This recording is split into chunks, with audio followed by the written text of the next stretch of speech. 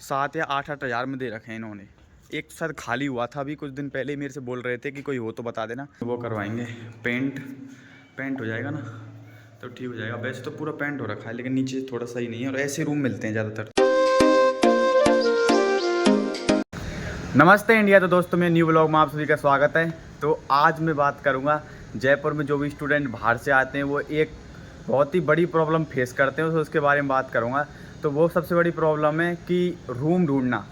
जयपुर में रूम ढूंढना, जो भी अगर आप लड़के हो तो भाई इतना कठिन है, इतना कठिन, नौकरी लगने जितना कठिन लगता है कभी कभी तो। क्योंकि भाई इतना परेशान हो जाते हैं बच्चे, 15-15 दिन तक घूम रहे हैं बाइकों से, दोस्तों से बात करके इधर घूम रहे हैं, दोपहरी में कहीं कहीं मिलता ही नहीं है। और रही बात लड़कियों की, तो लड़कियों को मिल जाते हैं, आसानी से मिल जाते हैं, कोई दिक्कत नहीं है।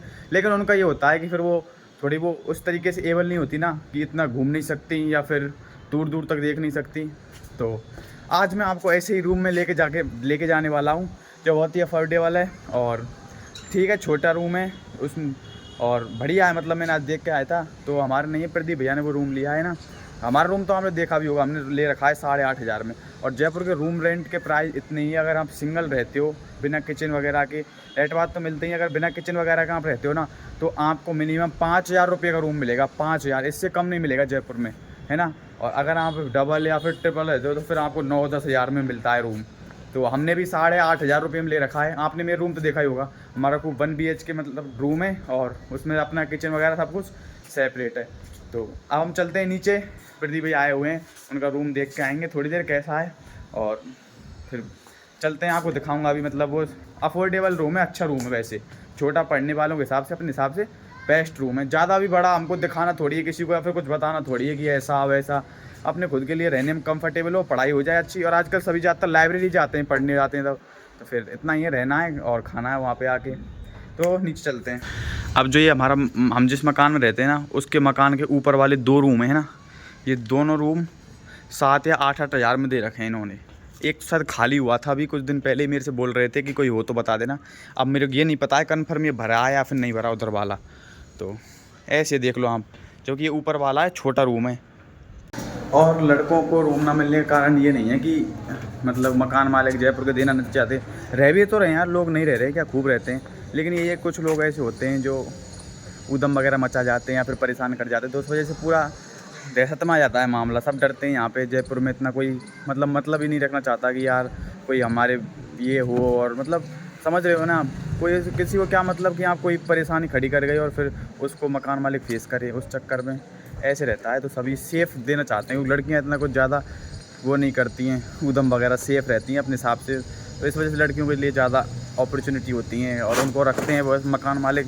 इसलिए लड़कियों के लिए गर्ल्स फॉर टूलेट, जिससे आप बहुत परेशान हो गए। लड़के तो ज़्यादातर परेशान रहते हैं जयपुर वाले, तो टूलेट फॉर गर्ल्स इसलिए लिखा होता है। तो चलते हैं, प्रदीप भैया अंदर ही हैं, हमारे पे भी लिख रहा है टूलेट, तो आ सकते हैं यहाँ पे। तो लड़का लड़की कोई भी आ सकता है।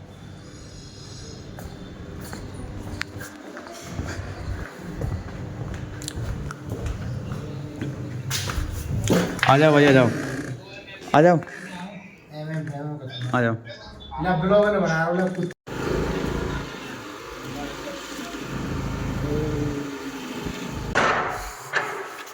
तो दोस्तों ये रूम है, बढ़िया कंडीशन। अभी लाइट नहीं है इसमें, कल इसमें ऐसे बोल रहे हैं कि इसमें वो करवाएंगे पेंट हो जाएगा ना तो ठीक हो जाएगा। वैसे तो पूरा पेंट हो रखा है लेकिन नीचे थोड़ा सही नहीं है, और ऐसे रूम मिलते हैं ज़्यादातर। तो बढ़िया रूम है, तो चलते हैं।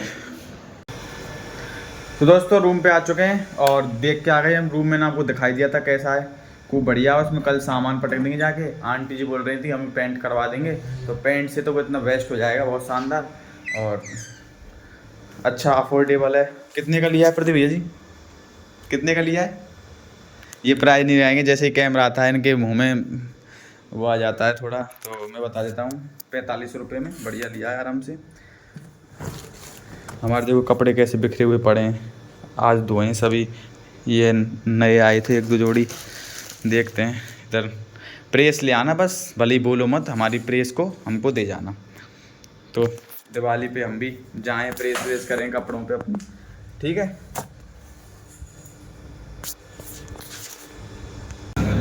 खिजा तो कपड़ा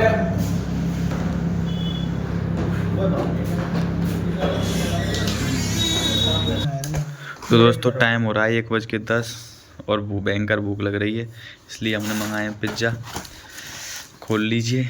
और अभी एक ऑर्डर और आ रहा है, कॉफ़ी आ रही है, कोल्ड कॉफ़ी। अब तो खुश है ना। तो दोस्तों दूसरा ऑर्डर आ गया है और इसमें तो मेरे को लग रहा है कॉफ़ी कम ही आई है।